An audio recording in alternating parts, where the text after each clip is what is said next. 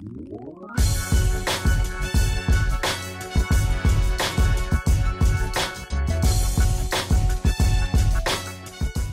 guys, what's going on? It's Preston here from the Leigendary. Welcome to part 2 of our interview with Chris Pourteau. Here at the Leigendary, we're shining a light on indie publishing.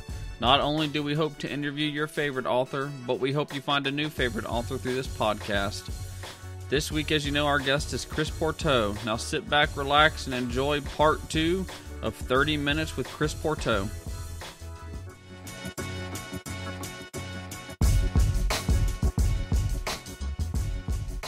When you're editing, or just in general, when you read a story, do you find it hard to turn off the editor inside of you or the author inside of you and say, well, I would have done this different when you're reading other people's stories?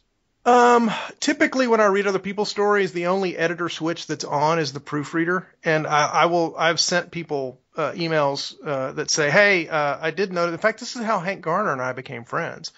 I read The Witching Hour by him. And I reached out on Facebook, and it was before I was on his podcast, which was like, I think I was the 6th person on his Author Stories podcast or something. So he was just getting into everything that he's doing now. And I read it, and I read The Witching Hour, and I found some typos, and I was like, I don't want to be an ass about it, but I noticed some things in your story, and if it were me, I'd want to know. And he was like, oh yeah, please tell me. So I sent him the typos that I found, a list of the typos that I found, and that's how we sort of became friends. As a matter of fact, he's like, hey, I've started this Author Stories podcast thing. Do you want to be on it? Yeah, nobody knows who I am. That'd be great. So that's how we became friends. So, if I know the person, and I see something, I'll reach out and say, hey, I noticed these things. Don't, it's not a big deal, but I thought if it were me, I'd want to know. So yeah, as a writer, no. I mean, I try to respect other people's choices, in that they make as authors. Sometimes I'll say, yeah, I would have done it a different way, but it doesn't necessarily mean a better way. It just means different. And your most recent release is Ironheart. It's the second book in the Serenity Strain series. Right. How many books are you going to do in that? 3, I think.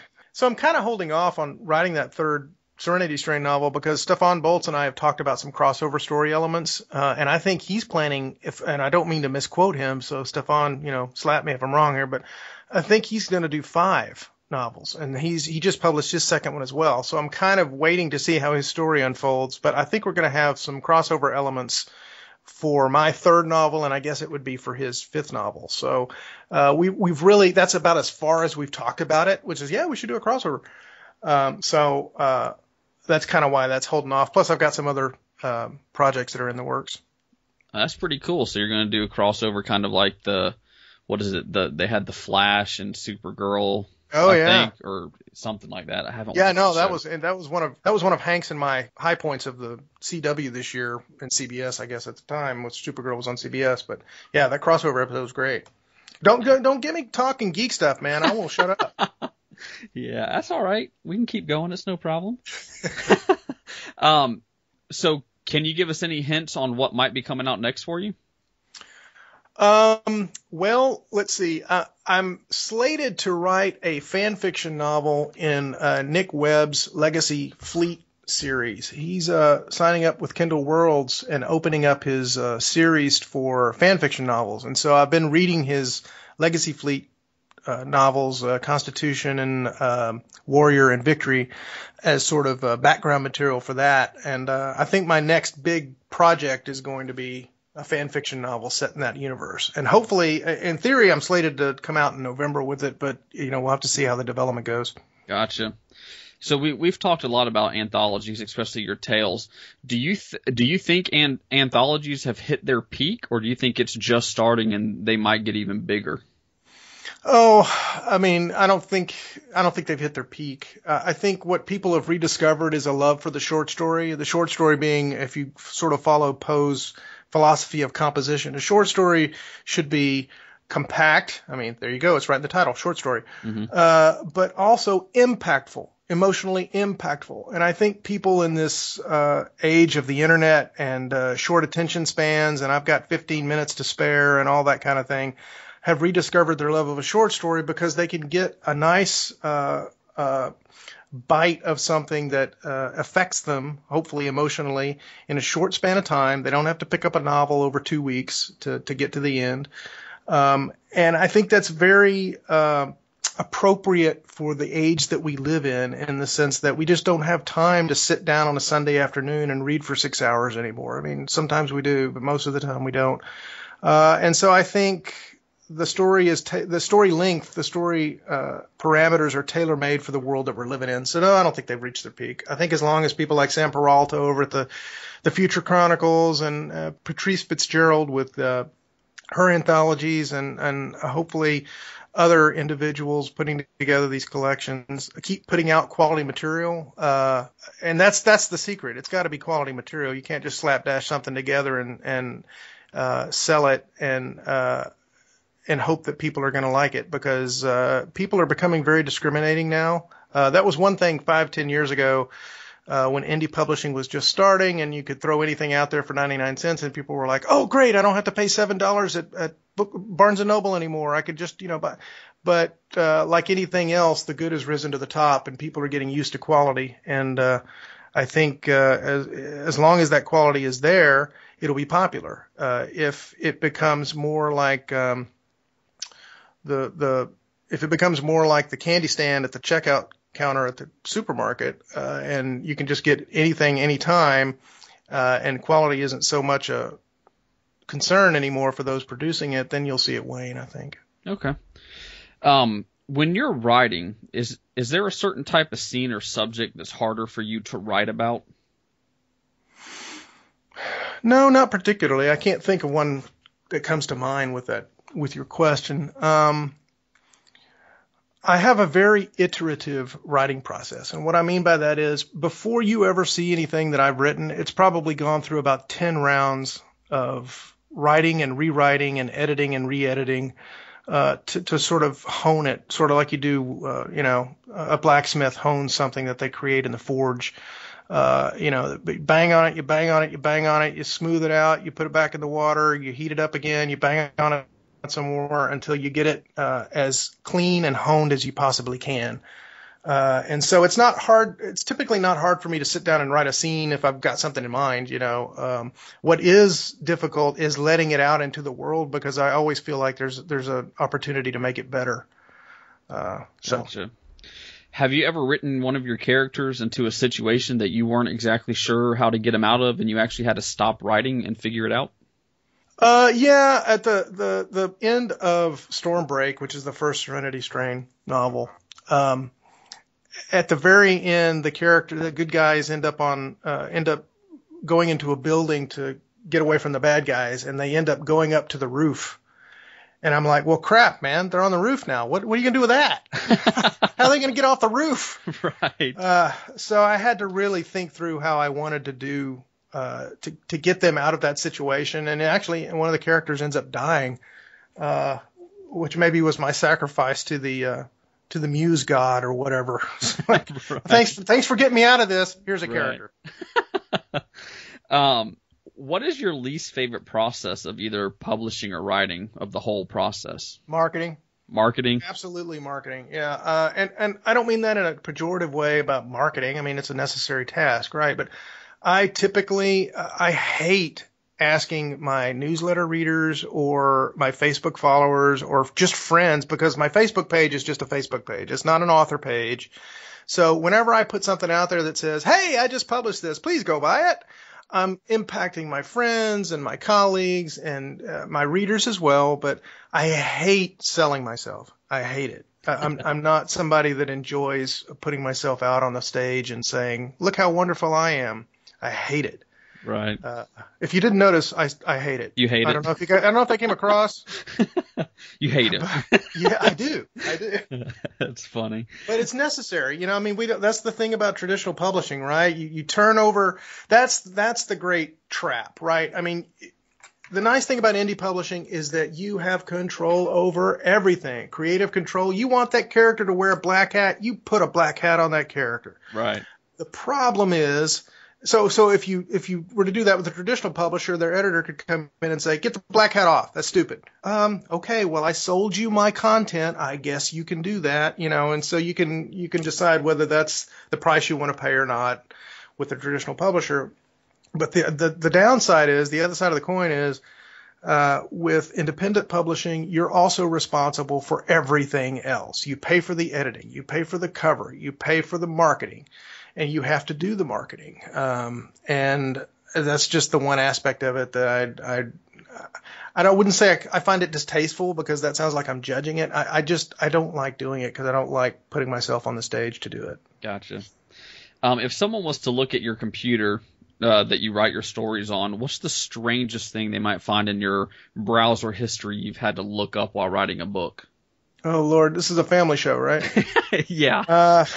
Gosh, I don't know. I figure all independent authors are on some watch list somewhere, because, we put Google terms out there like terror plot and New York and how to get away with it in quotation marks, because we're trying to build this character who wants to do a terror thing in New York or whatever. Gosh, I don't know, man. But I tell you what, I do rely on Google a lot. I really do, because I know a little bit about a lot of things, but not a lot about a few things. And so when I have, everything from a car mechanic to the kind of weapon this guy needs to use to whatever, I have to Google it exhaustively to educate myself. So I don't know. You'd find a pretty good variety of stuff, I'll tell you that. When you're writing, are you more of a planner or a pantster? What's kind of your writing process? the old Hank Garner question. There we go. That's right. All right. Well, because I'm an editor, I'm by nature anal retentive. All good editors are. They have to be, because they have to be attentive to detail and know where things go and all that. So I like to have an arc in mind. I like to write, like when I was writing Stormbreak, I wrote a treatment for the first third of the novel, okay, which was about, 1,500, 2,000 words long. These are the characters. This is what's going to happen, more or less. This is where it's going. But when I'm writing, I prefer to let things unfold as they will, because I'm a firm believer. Everything is about character. Mm-hmm. Plot secondary, imagery secondary, atmosphere secondary. It's all about character. So once I get the characters on the page and I start writing them and I start thinking about their motivations and what's bothering them and why are they fearful of this or why are they trying to get here or whatever, everything about the story comes out of what the character's motivation is. So you can't plot that out, because human nature isn't something you can capture like a genome. I mean, it's emotional and it's random and it's reactionary. And so, that's, I think, why I like writing in the moment. And whatever, if the person gets up and goes out the door and goes to the gun store and buys a gun, all of that, those plot things I just mentioned come out of their motivation for doing whatever they're doing. And so it's hard to plot that out, because as I'm writing, their motivation comes to me. I kind of consider myself to be a sort of like a court reporter, the person that sits there with a little keyboard and they're just capturing what's going on in the court and they're writing down what people are saying and all that. I kind of see what's going on in my novel and I write it down. Oh, that character just said that, quotation mark, said, close quotation mark.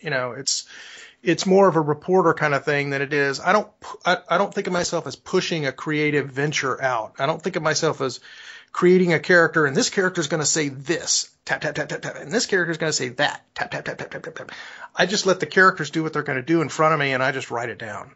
Okay. So, yeah, I think that has to be organic. You can't really plot that kind of thing out. Gotcha.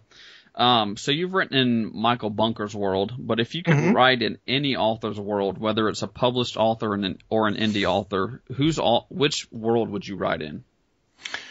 Well, that's a good question, because there are so many that are a lot of fun. Like I said, I'm going to write in Nick Webb's world, which is being a Star Trek fan and being a Battlestar Galactica fan. I mean, it's going to be a lot of fun writing in that world. It's all about starship battles and stuff. It would be fun writing in Roberto Calas's Scourge world, because it's medieval England with zombies. So if you think about knights traipsing across England fighting zombies, that's kind of what that is. That would be fun. I'm an old Arthurian fan. Writing in Nick Cole's world would be daunting, just because I admire what he's done with that so much. But in the Old Man in the Wasteland world, that would be fun. Gosh, there's so many that it's hard to list them all. Yeah. Is there one book that, I guess, what would be your favorite book on your shelf? Is there one book that you could just read every year regardless? Oh, I guess I could be traditional and say something like The Lord of the Rings, Right. which I've read many times. I think one of the books that I haven't read it in a long, long time, but my favorite Stephen King novel of all time is Salem's Lot. And that's because I read it as a teenager. And I think that impacted me quite a bit in the sense that it was one of his first novels. It might have been his second or third novel. I can't remember now. Carrie was his first novel, but it was the novel, I think, that sort of cemented King's ability to take regular people, the people of Jerusalem's Lot, the town that the story is about, and throw them into a supernatural situation, namely vampires in the town. And that really sort of has become, like if you read my Serenity Strain novels, it's the same kind of thing. You have these normal people that are going through this divorce, and all of a sudden these hurricanes hit and these prisoners are released and they get thrown into this somewhat supernatural set of circumstances. So if I had to pick one novel that I think was probably the most influential on me, I would say it was Salem's Lot by King. Gosh, what do I read every year? There's a novel series that I like a lot. I haven't reread any of the novels, but I whenever I have time, which is less and less as I read, your friends want you to read their stuff, and there's only so many hours in the day, and I try to be helpful in that regard. But whenever I have time, I like Glenn Cook's Garrett P.I. series. This is basically, if you know the character of Jim Rockford from the 70s, this is basically Jim Rockford set in a fantasy world full of trolls and vampires and dwarves and elves. And Garrett is this tongue-in-cheek Jim Rockford type who is always down on his luck, like Rockford was, and is just very smart ass, sort of like Bugs Bunny. I'm sure that's why it appeals to me. But it's so much fun to read. Glenn Cook is such a great writer, and those are just sort of a guilty pleasure that I just enjoy when I have the time. Gotcha. So I went online and let people know I was going to be interviewing you again for the Legendarium. So I have a list of questions from people that they submitted. You've got some interesting fans, that's for sure. So I knew that. It's time for questions from your fans. So Ellen Campbell wanted to know, will the apocalypse really be unleashed if you don't guard the portal? Well, I guess we could find out. I could just not guard it and we could see. But it's a great excuse for me to drink margaritas. So I'm going to go ahead and just assume that it will happen if I don't do that. Well, that leads us into the next question, which is from Stephen Bowles. What do you think will happen to the free world if you miss a Friday margarita night? Well, you'll have one unhappy Chris Pourteau, I'll tell you that. And nobody wants that. So for everyone's sake, let's just assume I'm going to drink margaritas on Friday. There we go.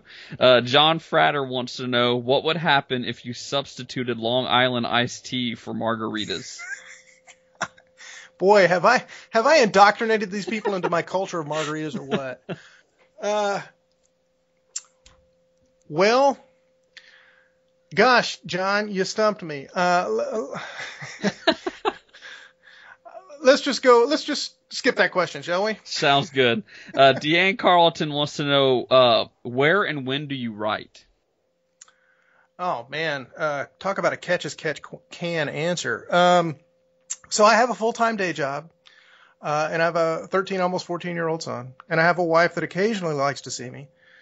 So usually I'll write either first thing in the morning, like I'm the first one to get up, so either before I go to work or in the evenings before family time, which usually starts around 7 o'clock, or on the weekends like now when I'm not doing podcasts. Right. So basically in my off hours is the answer. Alita Myers asked 2 questions. The first one is, do you have an imaginary friend? I have lots of imaginary friends, and they usually end up on the page. There we go. She also wants to know, how many animals do you really have? We have two dogs. One is a Chow Poodle, supposedly Rottweiler, although I don't believe it, mix. She's about 12. Her name's Katie, and she was a refugee from Katrina, actually. They took the animals from the shelters in New Orleans and dispersed them, and some of them came up here, and I adopted her in 2005. And the other is Trixie. She is a cattle dog and husky mix, and she's a handful. And Allie brought her to the marriage. We got married a couple of years ago, and so we have two dogs. Very cool. Christopher Bohr wants to know. I'm sure you can see where this one's going. Oh Lord! Yeah, what D&D related question does he have for me? He says, "How many margaritas does it take to fill a spaceship owned by someone with dementia?" Did he just randomly associate words together for this question? I have no idea. Oh my God. Want to skip that one as well? No, let's just say way too many. All right. And the last fan submitted question is from Terry Miller. Wants to know, who is the most awesomest Words with Friends friend that you play with? Well, gosh, Terry, I wonder what you mean by that question. That would probably be Terry Miller. There we go. So I'm going to end the podcast like I do with my written interviews I did before, kind of some not so serious questions, just like your friends asked. So we're now going into the legendary ending. All right. The very first one is, what song is currently on your writing playlist? On my writing playlist? Yep.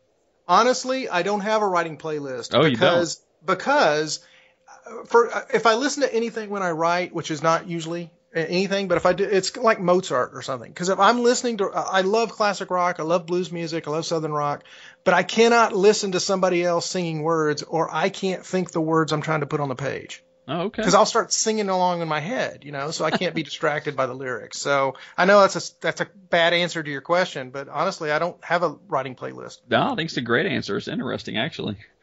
If you were stuck in a zombie apocalypse, which one of your characters that you created would you want to be stuck with? Probably Lauren Hughes. She's the heroine in the Serenity Strain novels. I would say Marston, who's the bad guy in the Serenity Strain novels, but I would probably tick him off some way. So, and then he would rip my face apart. So that's probably not a good idea. Now, if you could pick any character from anything, comics, books, movies, whatever, who would you want to be stuck in a zombie apocalypse with? Wow, anybody. Anybody. Probably my favorite fictional character of all time, and it totally has to do with when I was introduced to him, is Captain Kirk. Okay. Because I was an 8-year-old boy or whatever, and I think I would probably lose. What is Hank's expression? Lose my crap if I ever met William Shatner, just because there's that little boy fascination with that character and with that actor. So probably because Kirk can get out of anything, he really can. So I would stick next to him. Sounds good. No, I wouldn't wear a red shirt though. Yeah, don't wear a red shirt. If you had a time machine, where and when would you travel? Oh man, there are so many eras that I'm fascinated by. I was a history major in college too, so golly, man. I love playing ancient Rome games about ancient Rome. I think that would be fascinating. I was a huge Napoleonic era buff about 25 years ago. So I think that would be a lot of fun. But at the end of the day, I'm thinking any place that doesn't have indoor plumbing is probably not for me. Sounds good. If you had to pick either Marvel or DC for the rest of your comics and movies entertainment, who would you pick? Wow. Okay, this is where Hank and I disagree. I like DC. Batman is probably my favorite character of all time. But Marvel makes much more interesting characters, I think. They're much more complicated characters. And I love grays. I don't like black and white. I love grays. That's what, if you read my stuff, you might hate a character on page 1 and maybe like them by page 300. And the reason for that is I like taking them on the arcs like we talked about. And, I like grays and characters, and Marvel makes a lot of gray characters. Gotcha. And now I didn't do this in episode 1, so due to fan request, I am bringing this clearly back... isn't fair. This is not fair. Whatever you're about to say. A penguin walks through the door right now wearing a sombrero. What does he say and why is he here? Quack, quack, quack. Burgess Meredith. He says, all right, I got all dressed up. Where are all the fish? Nice. So before we leave, do you have any advice, whether it be for writing or for life, that you'd like to share with our listeners? My marketing strategy for Tales and pretty much everything I've ever done is it never hurts to ask. We recently interviewed Alec Peters on Geeks of a Certain Age with Star Trek Axanar, and I figured when I reached out to him on Facebook, he would say, that's cute. I appreciate the offer, but I'm really, really busy. And he immediately responded in the positive, and we interviewed him. It was great. I thought it was a great interview. And that's just an example of it never hurts to ask. Gotcha. So where can listeners go online to find out more about you or your books? Okay, so my author website is Chris Pourteau. That's Pourteau, chrispourteau.thirdscribe.com. You can look me up on Amazon. Please feel free to do that. Sounds good. Well, thank you for joining us today for 30-minute author interviews, and thank you for being my first double episode author. Yeah, I just won't shut up, will I? Hey, it was a great interview. Thank you for having me. Thank you for having me, Preston. Not a problem. Well, guys, that's our time. I hope you enjoyed this double episode with Chris Pourteau. Make sure you subscribe to the podcast and please leave a review. It really helps out. And until next time, guys, stay legendary.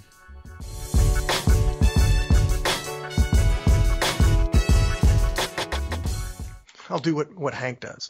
Lemon face. No, it's lemon face. Lion face. Okay, now I'm ready to talk.